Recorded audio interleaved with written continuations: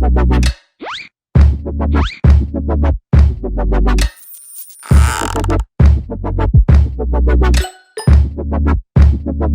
everyone, Brody here with our channel, Let's Table It, where we get games to the table. It's that time again where we do the top 10 board games. This year it's 2023. Now my list is probably a little bit different because I've played different titles than everyone else, other channels that you've watched. And so my list is based upon games that I've played that were published in the year 2023. I also took a little break at the beginning of the year and then decided to continue doing videos. And so halfway through the year, I convinced Sarah and Drew to do this channel with me. So you've probably seen some of their videos, and it's really hard starting a channel with no subscribers when you once had a channel with almost 3,000 subscribers. So help me out here. And as we grow, we hopefully will earn your subscription to our channel to keep on watching these games. We appreciate that you do that, but as we grow, we will hopefully be able to show you more and more games. Okay, enough with that stuff. Let's get into the top 10 board games of 2023 according to me on this video. Number 10 is Leaf by Weird City Games. I did a preview video for them for this game. I got my final copy of the game and it looked great. I'm very excited to play that game again after having the prototype for a little bit. This is a tile laying game where players are laying down leaves of different shapes and colors, forming the forest floor. Players play cards to play a specific type of leaf, and then they place that leaf so that the tips touch the other leaf tips. You gain actions from the different tips from other leaves that your newly placed leaf touches. And each color has its own little bonus then, and that's the way you gain points as you play throughout the game. Its geometry in the game is amazing. Placing the leaves so that they touch the most tips is just really fulfilling, and it almost creates a great picture when you're done playing the game. So for me, I think the deluxe set would have, made it maybe a little bit better. I received the retail version, which is still great, but I think the upgrades would be well worth it. I'm not one to usually like or need the deluxe version, but maybe things are changing, and maybe I do. Again, that's number 10, Leaf by Weird City Games. All right, number 9. This goes to Life of the Amazonia by Bad Comet. Oh, you can see it back there. This is another game I did a preview video for. I think the animal meeples are pretty awesome in this game. You're placing down animals and tiles and trees and flowers, and you're creating a jungle, but also doing it in a way where you get the most points. Each player has their own bag where they're trying to buy better tokens to pull out to do more powerful things. This might be coins, leaves, water, or fruit.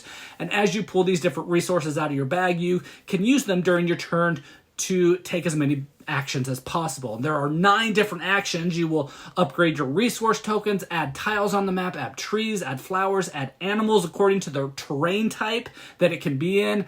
This is probably the best way to gain points, placing those animals. You can expand how many tokens you have to keep at the end of your turn, or obtaining nature cards for points for in-game scoring. The map will grow with actions, and everyone will get better and better resources to use to do better and better on their turn. It's such a beautiful game. Again, this is number 9, Life of the Amazonia by Bad Comet.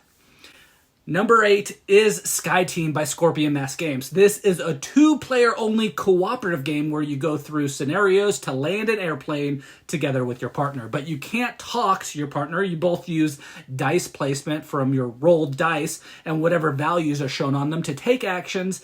And many times your actions depend on the combined value of both you and your partner's dice in that section. So you're worried about the elevation, how, your wings are tilted, your speed, other airplanes in the area, and then you gotta, get ready to land with all the landing gear to get that out in time.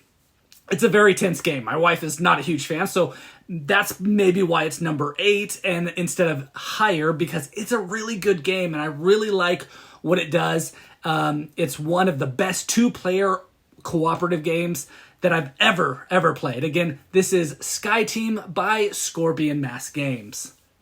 Number 7 is Halls of Hegra by Tompet Games. Now, this is a solo-only game, which usually isn't my forte, but from what I read about this game, I was super excited to see in action, and after receiving it, I was glad that I made a video for this game because it's just an awesome game. I think more people need to be talking about this game, especially for those who like solo games. This is a worker placement war game where you send your units out to take action, and as the game develops, your actions will change. It gets harder to ready your units again, continuing going on, and your goal is surviving against the German forces for a set amount of rounds. And you will have actions to do things to help you prepare, but will it be enough?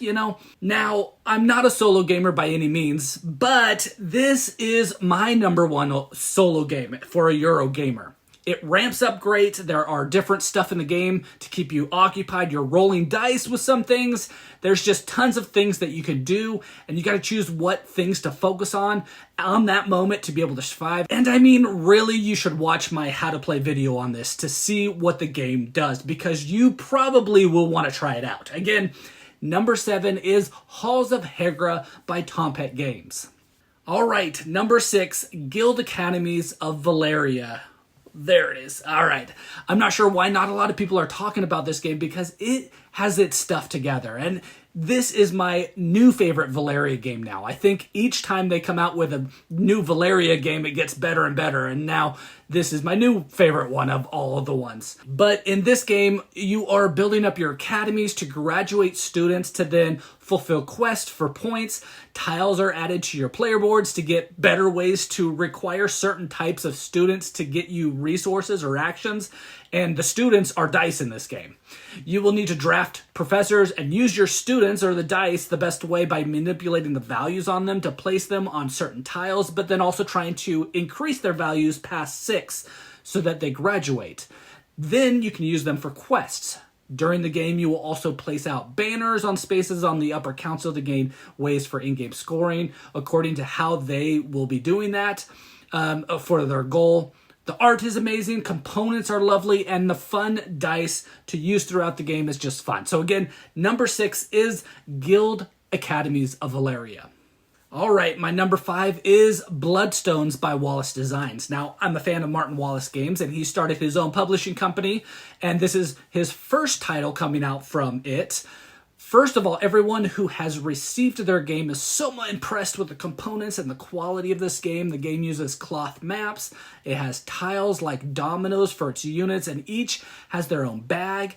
This is a war game using multi-use tiles. Each faction has their own special rules for how it works and compared to others and what they can do, but it's not a complicated change between factions. Just a couple of rules and units that are different for each faction. But players will draw 6 tiles from their bag at a time to use them to pay for placing other ones out on the map, for moving on the map, or placing their villages out, which are worth points to do so.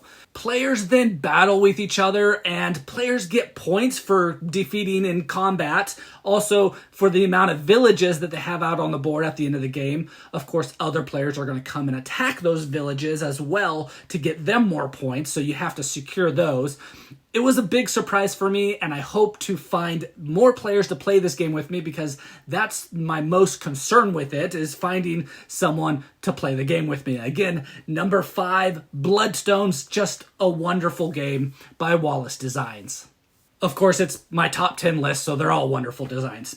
My number 4 is The White Castle by De Vere. This is a very quick Euro game that is played with each player taking only 9 turns total.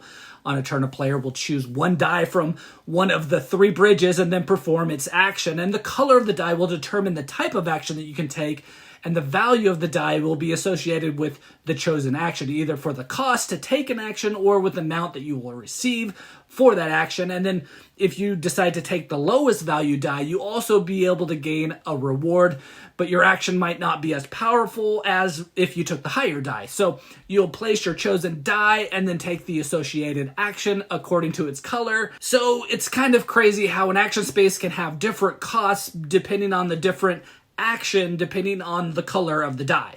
And you're trying to get the most points by taking these actions on the board. You have options in this game when playing it, and it's a very quick game, which is like a dream come true for a lot of people. You can also set up for future turns and a chance for some good combos as well. And, well, this is the second game in its trilogy, and I can't wait to see what the third title will be. Again, this one is my number 4 game, The White Castle by DeVere Games. Number 3 is Earth by Inside Up Games. This was a lot of people's number 1 game. It's my number 3 game. This is a game that took me all year to play, and I finally got myself a copy, and then Sarah was able to teach it to us in 2023. She also had the upgraded components, which also made it look a lot better.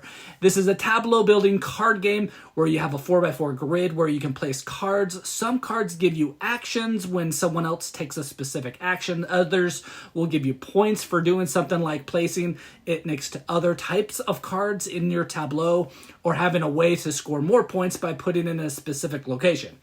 You also then have sprouts and growth tokens on each card that is listed, and you will strengthen your actions and then find combinations that will give you more abilities. Each player will take a turn on each player's turn, but the active player will choose the action, and their action is more powerful. It's a great design for a game with a great theme. I heard the rumors of an expansion, so that's great. But again, this is number 3, Earth by Inside Up Games. Number 2 is Maple Valley by Kids Table Board Games. There it is. You can see it on the shelf right there. Yep. It's not a secret that we really have enjoyed the KTBG games that we have owned. We don't own them all. We wish we did, but those that we have absolutely really enjoyed. I did a preview video for this one, and it's a better design for us than Creature Comforts, mostly because of the time involved in playing the game. But we still love Creature Comforts. Players move around on the board by using different types of movement to gather resources or take actions where they land on the board. And as you make friends, you gain more cards to move with. Similar to Creature Comforts, you also are gathering resources or types to craft items for points. Add those in to grant more points for matching certain items together. It has great components like you would expect from the publisher, as they always do. And even my kids will play this one with me, so it will continue to get to the table for sure, over and over again. And because of that, again, it's my number 2 game, Maple Valley by Kids Table Board Games. And now, my number 1 game of all the board games of 2023 that I have played, should be no surprise, but this one is Darwin's Journey by Thundergriff Games. And I also did a preview video for this and received my own copy this year, and it's been great. It's a worker placement game with so much going on with it. You have choices that, you can create combos with, decisions that can help you on later turns. Players are picking up goals to, unlock bonuses or points at the end of the game, placing workers to take actions to move on their map, move their boat, add letters, down for bonuses, or take seals to place on their workers to make them more powerful. Players also find species while exploring there on the island that they can take to research to publish. They will gain money or points doing this, and each worker also has seals corresponding to it, which will determine what actions that those workers can take out on the board. You will move on the islands, jumping over other players to try to get further and be granted with better actions. You move your boat so that you can score those round goals and gain more points that way. There's a lot going on in the game, but it's so good and so fun. This is not a game for a beginner, but it's perfect for a player who loves Euros and wants an experience with everything so combined together. There's, something that will affect something else. It's just very well designed. And I'll tell you, if you haven't looked into this game, you need to watch some videos, see what it is, why people are talking about it. It has a great theme. Mechanics are amazing. I enjoy the components that came with it. The worst thing for me is that it came with so much extra stuff that sometimes I get a little bit confused of all the extra expansions and the pressure of trying to get those to the table, because I've only played the base game so far because it does so well that I haven't needed to move on yet. But I will. One day I'll get bored of that stuff and move on to the extra stuff. So again, my number 1 game is Darwin's Journey by Thundergriff Games. And that's my top 10 games of 2023. I hope to do this again with some great games for the next year in 2024. Please, again, like and subscribe to our channel. We are new and working hard to bring to you videos like this one so you know if these games are ones that you want to get to your own table.